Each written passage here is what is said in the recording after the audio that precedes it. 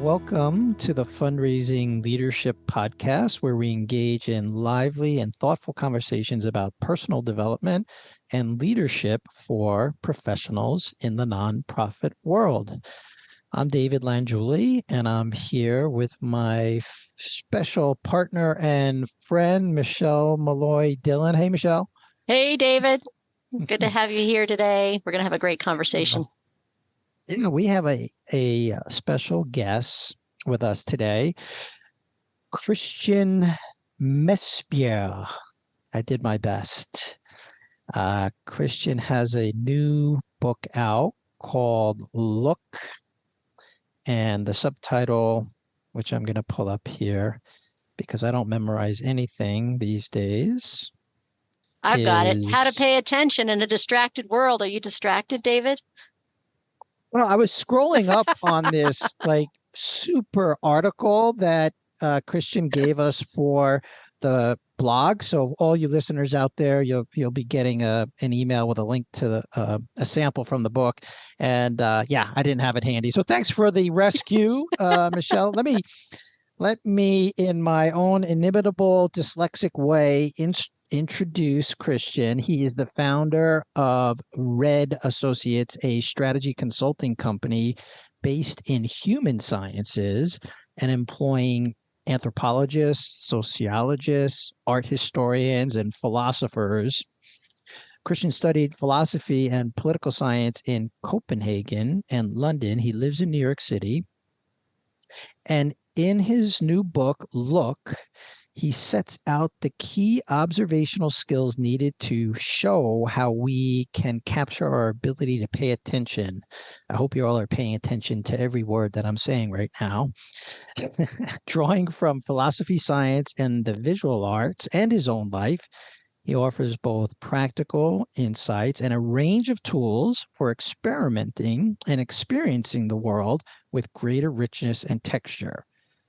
The result is a dynamic approach to rethinking observation that helps all of us see with more empathy, accuracy, and connection. Welcome, Christian. Thank you. Thank you so much for having me. Oh, well, I have to say, empathy, compassion, connection, these are things that Michelle and I care a lot about. So what are you noticing in the culture that maybe is missing? Well, many things, but the main thing that made me write this book was abstraction. So feeling like you live an abstracted life or an abstract life far away from what matters was something I saw in my students. So I've been teaching this class on attention and observation for a decade, and at the new school in Manhattan. And I could see the students sort of change over time, and I could see them starting to complain about leading an abstract life. So a life where you don't feel connected to where you live or to the people around you. And it's not so strange because we've been increasingly leading lives that are mediated. So right now, for instance, we're looking through screens to talk to each other, which is quite different from being in the same room together. And if you lead a life that's informed by abstracted ideas rather than concrete, direct relationships to the world, then you become miserable. And I could see that in my students. So what is missing are the opposite of paying attention, and the opposite of having a connection, an empathetic connection to the world, is abstraction. And it concerns me that, abstraction is probably almost always the enemy. Well, sure. If you're an abstraction, I can treat you like an object and do anything I want to you. Right. Yeah. Yeah. And if the street you live in is just another street and not your street, if the relationships to the people you work with are only through transactional interactions on a video call, then you won't have a direct relationship to each other, and you end up getting quite a poor quality of interaction with each other. So you're right. I love that you bring in this word transactional, because there are quite a number of fundraisers in the nonprofit world that listen to the podcast. And when I got into fundraising, oh God, maybe 20 years ago or something, it was much more relational. It's one of the things that drew me to fundraising was the relational aspect of it. And if I look back on my life, and I'm going to have Michelle come in on this, but every step, every change I made in my professional life was closer and closer relationships. So going from fundraising, which was very personal, very relational, the way I was taught, the way I did it. And there's still some aspects of fundraising that are very much like that, into coaching, which is what Michelle and I do. I mean, it's very intimate is the word I'm thinking about. So I appreciate you, because there are a lot of fundraising out there that's transactional, and I think people are like, they really push that away. They don't care for that. They're feeling that, like, you're just treating me like an object, like a money machine or something, cash machine. Yeah. Yeah, ATMs basically. Right. Yeah. Exactly. I don't think it's very effective. I think deep, slow relationship building is way more effective in terms of how much you raise. I've never raised a dime in the nonprofit space, but I would imagine if it works in any way like the rest of my life, having deep relationships where you care about each other and each other's life and agenda makes it much easier to find common grounds where you have different things to chip in with: time, money, experience, and so on. So I don't think transactional interactions and relationships are very effective when it comes to those things. But you know way more than I do about that. Well, Christian, when you were talking about the change you've noticed in your students over the last 10 years or so, it makes me sad, because there's this feeling of losing out on important experiences in life. And in your book and in the chapter you've given us to share on our blog, you talk a lot about sort of what is not being said in a space. And in that example of your students, it's like, what is not being able to be expressed, or what is yearning for in that's not being expressed. Right. Yeah. I mean, most of language is, of course, what is not said. Mm-hmm. Some things are said in meetings, or some things are said in relationships, but most of the information is actually what's not said. Mm-hmm. And one of the examples in that chapter is about Gillian Tedd, the great Gillian Tedd, who works at Financial Times and now at Cambridge University. She says that the way she does journalism is by looking at what people are not saying. And so when she covers, say, the financial crisis in 2008, which is the example in the book, she looks for what's not at the conferences. And one of the things that are not at the conferences are conversations about who's going to pay their rent or their mortgages, which of course was the source of all the misery we ended up in, 3, 4, 5 years. That basically collapsed our economy for a while. Was that perspective was gone from the news media and particularly from the financial institutions. It was abstracted. Absolutely. Well, I spent 25 years as a professional photographer, and the true story was always what was happening on the periphery of the room, not the actual speaker on the stage. Exactly. But what was happening in the shadows and by the door, and what was the impact of their words or not on that person and on the space. But the good thing is, the magical thing really is that we can listen to that. Humans have an ability to see what's not in this picture, and what's missing here. And of course, some are better at that than others. And Gillian is certainly a master. But she but it's something we can all do, and we can get better at, and we can practice. So silence, she calls it social silences, and it's all the things that are not discussed. The great sociologist Pierre Bourdieu, the French sociologist, he calls it doxa, so DOXA, and doxa is the things that we're not discussing. So if you take the American political world right now, you would think that the main thing you should look at is what the blue or the red team are saying to each other. But he's saying, no, it's actually the things that are not articulated in that discussion. The groups that are talking and are making all the noises agree that they're the ones that are going to talk. What's really important is who's not getting to talk. And he calls that doxa. I think that's a brilliant way of saying, how do you observe politics? Well, you observe what's not being said, and why that is not being said, and who doesn't have a voice, and why that is the case. So, and you can do that anywhere. You can do that in your work life. You can see it in a company. You can see it in a hospital. You can see it anywhere, really. What are the things that are not being articulated, and why?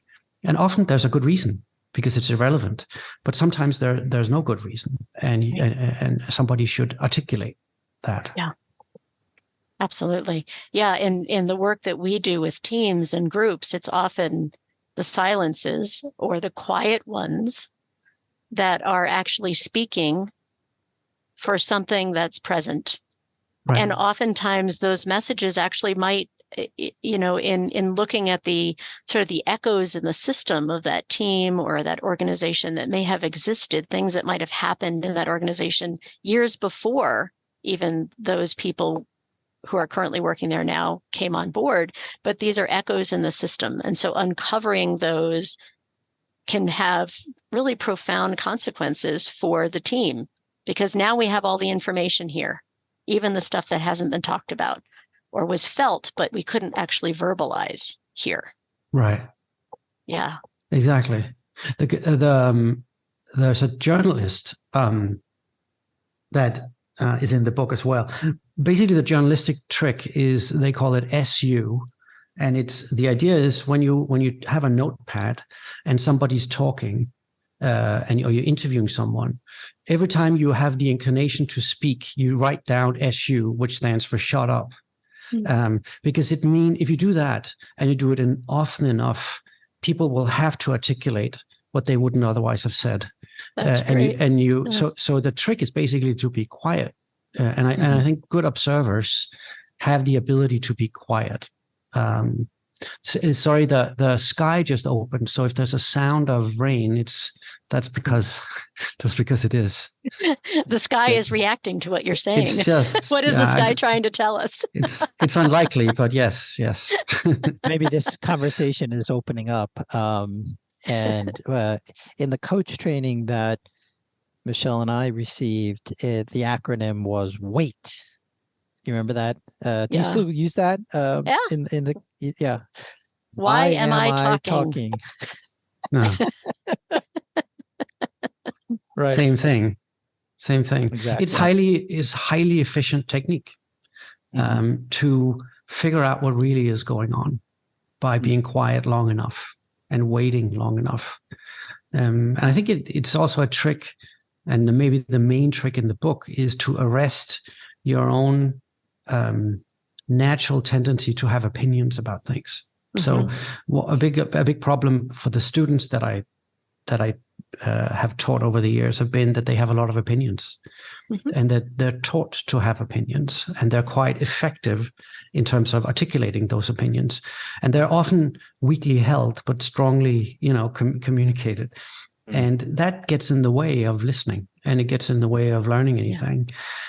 So getting rid of your opinions, you can have all the opinions you like, but arresting them, stopping them when you're observing is a key tool. And maybe the hardest thing is to see what's really there, because you have this tendency to snap it into a pre-existing idea about how something works.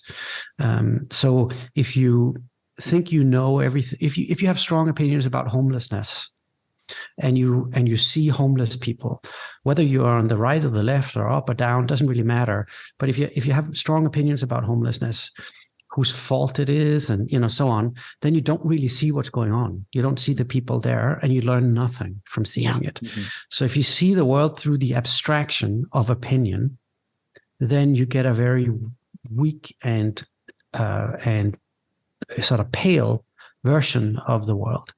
So that's maybe wait or shut up is also well, there's a lot stop there. your own opinions. Yeah, go ahead. This is the partly this is the a result of the educational industrial complex, the way that the left brain gets conditioned and the right brain, I'm speaking in generalities now, the intuitive mind versus the rational analytical mind. So the educational industrial complex conditions the left brain, judgments, assessments, right, wrong, got to have an answer. And the right brain kind of atrophies over time, and that's where intuition lives, creativity lives, compassion lives. And so it's not a surprise, as I hear you say, you outline in the book, that we're not listening, we're not observing. There's something Michelle and I were talking about yesterday, like not knowing. Like, could you imagine saying like we were in the space of not knowing, like suspending judgment. And even though if you think you know what's going on, or you think you know what the cause is, I mean, who says I don't know anymore? I do all the time. And I know you do. All the time. And it's refreshing for people. Yeah. So, I've been a kind of strategy consultant for many, many years, and on major projects. So projects for, say Detroit automaker, who, if the projects went wrong, would fold, and the lights would be out. And the same with major companies working on very important things. And if I had concluded before I actually knew, and not been honest about when I didn't know, we could have made terrible mistakes. So when the stakes are high, it's even more necessary to be able to say, and to be, honest enough, but also confident enough in saying, I don't know, I'm sorry. Yeah. And they'll, sometimes we'd get pushback and say, you just spent $2 million of our money, doing research about this topic, and you're coming back and saying you don't know. And I said, yeah, exactly. Yeah. Because if I'd come back and sort of invented some, knowingly or not knowingly invented some sort of answer, if you really didn't know, then that would have been terrible. Mm-hmm. I think there's a confidence that's necessary in when you say, frankly, I couldn't say, and if you take what you're doing seriously, you have to do it quite a lot, because it's rare that you know actually what's going on. Yeah. At some point you have to make a call, but it's better to be honest about when you're confused, or you don't. Things doesn't add up. Yeah. And there's something in that about suspending self-judgment, to have the courage to say, I don't know. And the curiosity to sit in the not knowing, to discover what else might be here that's useful. Right. That we haven't discovered yet. Right. I mean, at some point you need to make a decision whether you're going to make a car that's electric or with a combustion engine. Either you can't stop everything, but but until you really know, it's a big call to make. Mm-hmm. And it's in that case it's a break the company kind of call. Mm-hmm. So you better be honest with yourself, and then eventually, when you absolutely have to work on the information you have and your best judgment, but only then. Yeah. I like what you're saying. it's like sensing. It's like being in the not knowing is like a blank, like I'm just pausing there. It's just like that blank pause. I don't know what words are going to come out of my mouth. And that can be very uncomfortable, especially when people get paid to know and make decisions. Right. Like, so, being in the not knowing means, okay, like sometimes it is just very clear. Sometimes things are very clear. I love the case you give about electric vehicles. Whatever it is, 10 years ago, I don't think Elon Musk knew how things were going to play out for him. And in fact, they didn't play out very well early on, right? Yeah, he couldn't in his wildest dreams have thought what would happen would happen. And, Right. it's still a very small phenomenon. So, and, but you're right. Nobody knows. I mean, nobody knows anything. We can do the best we can to try to understand something. And you can predict some things, but in general, it's predicting the future is very hard. I mean, there's a couple of them or other examples of future prediction problems. I mean, if we really were able, if humans were able to, with whatever technology we have, AI technologies and immense data sets and so on, why can't we predict what the inflation rates will be, next month? Why is everybody predicting that there will be recession and have been predicting recession for 10 years now, yet we still haven't seen it? So predicting the future is very, very hard. The question is just, do you accept that it's hard? Right. And what do we do to do our best in those situations? I think there's a lot of hubris and a lot of hyperbole around the ability to predict whether the future of cars are electric or whether the economy will come down in 6 months. Well, I think that we could all use a bit more humility about what we know and what we don't know, and especially in leadership roles and in some of the work that Michelle and I do when we were trained as coaches. And Michelle now teaches, is actually on the faculty of the coaching institute where we got our training. We were trained on suspending, like when we work with clients, we have, for me, it was a big deal to actually withhold judgment, not have an opinion, and just ask open-ended questions and trust that all the wisdom, at least in that system of two people, resides on the other side of this conversation. Now, every now and then I do have clients that will ask me directly, like, what's your opinion? And I'll say, well, opinions are like belly buttons. Everybody's got one. And then I offer my opinion. Right. But at some point, you have to make a judgment call. The question is just when you do it and whether you're willing to stop yourself doing that if it's too early. And it's a matter of what's important here. What am I going to pay attention to here? And as coaches, we're trained in being aware of what level of listening we're in as we're coaching people. And I hear sort of a connection to this in some of the work you're doing, Christian, where we talk about being in level 1 is that judgmental, opinionated space. What do I think? What's in it for me?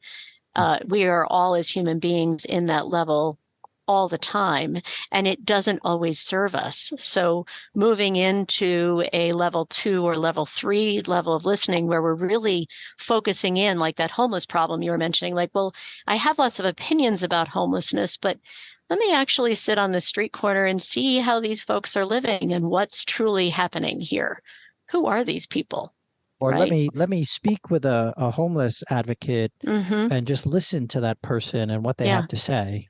Right. And suspend my judgment or my opinion just for a while. Yeah. And then we talk about another level of listening, which is I like to call intuitive listening. And this is like what's not being said here. What not being said. Yeah. What hasn't been addressed. Or you get a feeling.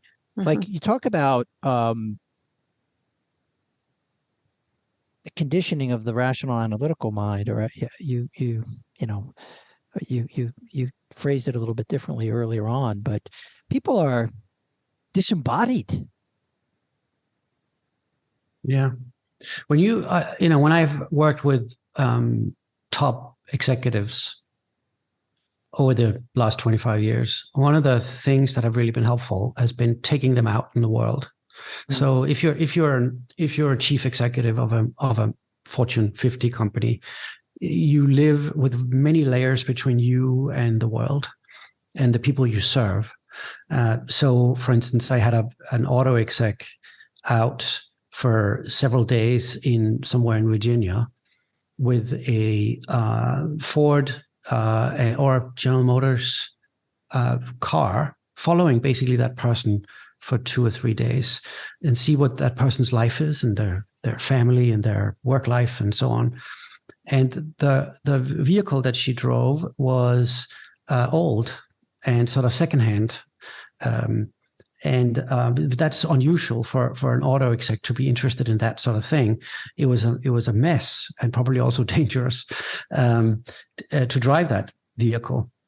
But for him to not just look at how much would this person pay for a car, but instead what's her world like, taught him quite a lot of things. So, for instance, he came back and said, "She's on a budget." Because if you're an auto exec and you make 15 million a year and you haven't bought a car since you started working at that company because they give you the cars and they fuel them up and clean them and so on, then you haven't seen that world for a long, long time. And one of the things he realized was when somebody has a vehicle that breaks, then they can't go on summer vacation. And that connection was not part of the puzzle of figuring out how much a car should cost, how you should finance it, how you should insure it. So the whole world was of automobiles was set up in a way that didn't relate to this person because she's on a budget. So kind of major insights in terms of how to structure the financing and the insuring of a vehicle is quite different if you have that perspective. It's not just about the price you pay up front. It's not just about the lease. It's the consequences that might happen to you the rest of your life should something go wrong. And that's something you can do something about. And he learned that. He learned that by just being in that world for a while and listening and not having any opinions about it. And what was different about that is he went out in the world to discover what was important about that or what felt different to him rather than just being told it, because that is also a way of intellectualizing it, removing it from actually observation and really understanding the scope of it. Exactly. Which is so unusual for a CEO because their world is spreadsheets and consulting reports and mergers and acquisitions and so on. And then suddenly being in the concrete world of the actual person they're serving is so insightful and thrilling. There's a great, maybe the greatest philosopher of the 20th century called Martin Heidegger, who was German philosopher.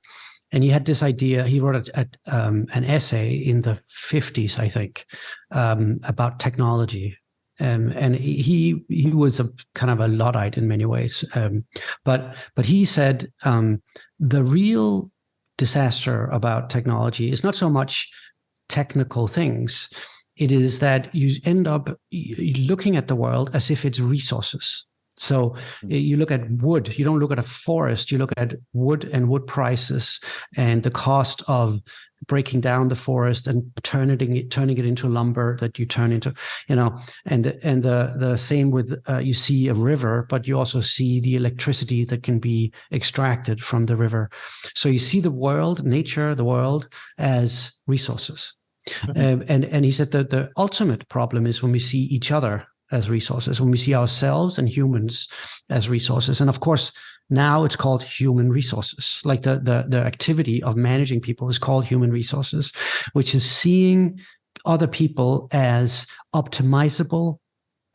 He calls it standing reserve. So a reserve of energy and reserve of resources that you can optimize in a spreadsheet or something like that. So he was very scared, not so much of looking at nature like that way, but starting to look at ourselves as all we are optimizable resources. And of course, if you look at our children, the way we, he would complain that you would cram more and more activities into the lives of our children in order to optimize them as if they were resources, and get as much out of our time and their time as possible. So that whole view of seeing the world as an abstract thing and ending up seeing ourselves as FTEs, full-time equivalents, is a dangerous thing, and he claims, the supreme danger of our time. Yeah. Now what comes up for me is, AI, the next distraction in all of this as well, in terms of what's important for us as human beings to stay connected, to feel like we are in it, like this is our world, this is our experience. Absolutely. Right. Yeah. Well, I mean, AI I followed it and I wrote a book about it 5 years ago called Sense Making, about the differences between humans and machines. And I still stand by that book, even after the new developments in AI that are exciting. My problem is if we think, let's say it this way: people say my computer is a brain. Right, and a computer is like a human brain, and you'll say then, well, then my brain is like a computer, and that sort of circular argument is destructive to our understanding of ourselves. No, we're not computers. We're quite different from them. Not better or worse, just different. Computers are better in many, many things than we are. But thinking that it's the same, that's really the problem. Thinking that it's a human-like intelligence. It's not human-like. It's something else, and it's amazing, but it's not that. So you're right. Yeah. So I'm curious if you had something, we talked about abstraction, we talked about human connection, and if you had something you would want the audience to try as a result of the research that you've done, and I'm seeing it's like a call to action almost, is what I'm hearing. That wasn't, you didn't say that, but that's what I'm picking out of the not said. There's some kind of call to action here. So maybe it starts with some practice, or maybe it is actually a call to action. So what would you want the audience to try? So I think we all have the ability to pay attention and do it well, but just like our bodies, we have to exercise it, and we have to sort of go to a attention gym often, and if not all the time. But it's a practice that you can, it's something you can get better at. And the way that I've done it with my students is to say, pick a phenomenon that you care about. So that could be homelessness, for instance, that if you really have strong opinions about it, or if you really care about it, then try to go observe it. And instead of having opinions about it, having preconceived notions about it, just look and listen and pay attention to what's going on, rather than concluding early. It could also be more abstract things like money. So if you work in a bank, what is money? Like you could say there's a simple answer, which is more is better than less, and there's the dollar and there's the yen. But you can also say, how do people experience money and how do they relate to it? Or it could be, there's a group of my students that looked at what is it like to be seen by others. So you could say that can be amazing in the sense that a teacher sees a student and sees their potential, and that can be life-changing for a kid. Or it could be, if you're a woman and you are seen at a construction site and there's heavy catcalling, that's also being seen, but rather unpleasant, I've heard. So being seen is a spectrum of human emotions, but the same phenomenon. It's that someone pays attention to you, and you can find ways of experimenting with that and trying to figure out, how does that work? What's the structure of being seen, or what's the structure of the experience of money, or what's the structure of not knowing where to sleep tonight? And as that, every week, try to spend time just describing what you see in that phenomenon, whether that's in your work life or your private life or just for intellectual curiosity. Having a practice, just like going and running or something like that, doing that on an ongoing basis and focusing on describing a phenomenon, that'll sharpen your senses, and it will gain insight, true, deep insight about a topic that might be helpful. And it's great for your work life. It's great for your relationship to that topic in general. So that would be my call to action. Yeah, thank you. I want to add to it. I don't usually do this, but I'm feeling the urge. So one of my practices around money, because money is an abstraction and it's becoming more abstract, where we're not even using, most of us, present company, myself accepted, cash money any longer. So what I like to do is I like to use cash money because I can feel it and I can see it. And as a fundraiser, I got very interested in giving money away, and in small and larger ways. And what I love to do now is even if I go in to a sandwich shop, or we go to this little restaurant around the corner where I have a salad, I pay with cash, and I like to give the tip in cash money and give it to the person.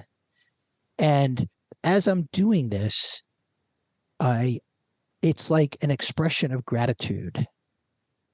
So now it's less transactional, and it's a more human experience and expression of gratitude for the other person. And it really causes me to slow down and think about the money that I'm giving and the purpose in my giving it. Yeah. So that's another one for the audience to try around money that is not abstract, quite tangible, and quite fulfilling, actually, when you start to practice in this way. So anyway, yeah, that's another one. Got some choices for everybody to try out this week. So Christian, thank you so much for joining us on the podcast today. It was, shall we say, definitely a deep conversation, much appreciated. The new book is called Look. It's all about listening and observing, paying attention. We're going to link to it in the show notes, and you can pick it up anywhere you get books these days, in all kinds of formats, I'm sure. And so we'll link to that. And is there anything else you want to say before we sign off, Michelle or Christian? No, thank you for inviting me. It was delightful. Yeah, great conversation. Lots more to uncover here too. So looking forward to spreading the news about your book. Thank you, Christian. Yeah. This podcast is brought to you by Fundraising Leadership. We provide unique coaching and training programs to grow nonprofit leaders. Please subscribe if you haven't already done so. You can find us wherever you listen to podcasts. And if you're enjoying the show, you can help us continue to bring thoughtful content with a one-time contribution. This supports our production costs and keeps the show ad-free. Please contribute today using the link in the show notes, and you will receive one or more of our highly acclaimed online courses. Now go put it into practice. Curiosity.